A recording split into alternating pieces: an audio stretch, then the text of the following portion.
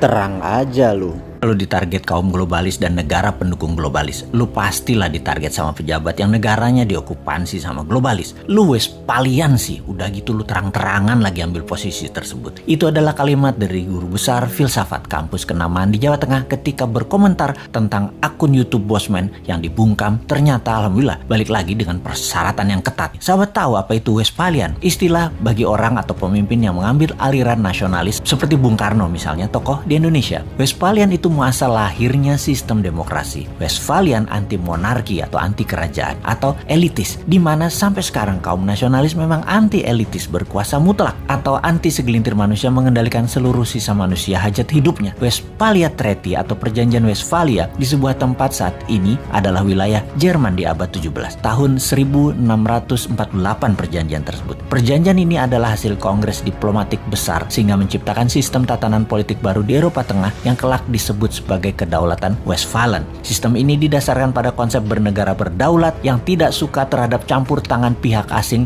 terhadap urusan dalam negeri suatu bangsa. Di sanalah muasal lahirnya istilah nation state atau negara bangsa. Sejak saat itu, monarki dunia mulai mengalami kemunduran hingga puncaknya terjadi Perang Dunia Pertama di mana Amerika merupakan negara Westphalian terbesar pada saat itu. Sejak akhir Perang Dunia Pertama hingga berakhirnya Perang Dingin 1989, ada 100 negara lahir yang kebanyakan bentuknya demokrasi nasionalis. Monarki dengan penguasaan elitis tidak tinggal diam. Ada 13 keluarga besar yang berbasis bisnis perlahan-lahan mulai menguasai dunia. Diawali sejak Perang Dunia Kedua yang menempel dengan Amerika. Mereka adalah globalis cabal seperti Rothschild, Oppenheimer, Rockefeller, Zucker, dan lain sebagainya. Lalu di tahun 1989 mereka menempel dengan Tiongkok, membuat baik Amerika maupun Tiongkok saat ini berafiliasi kepada globalis. Globalis itu monarki 2.0, anti nation state yang saat ini menguasai 99 data manusia kaum globalis itu. Bagi globalis cabal, mereka tidak mengenal istilah negara atau bangsa lagi. Bagi globalis, yang penting adalah nomor kependudukan dan nomor sertifikat. Kontrol dan monitor seluruh data umat manusia adalah tujuan mereka. Kita, kaum New Mind, menentang keras dan sangat berlawanan dengan pemahaman globalis cabal di mana kita adalah kaum patriotis nasionalis. Ini kita deklarasikan berkali-kali. Inilah yang membuat sosmed YouTube Bosman harus dibungkam karena jangan-jangan memang pejabat 20 tahun terakhir Indonesia merupakan kaki tangan globalis atau terkena pemahaman globalis termasuk oposisinya. Ide nasionalis dibangkitkan oleh New Mind ini sesungguhnya dan sungguh ini menjadi ancaman. Bener deh, oleh globalis, nation wealth, sebuah wilayah untuk kekayaan rakyat bisa diambil oleh mereka dengan atas nama world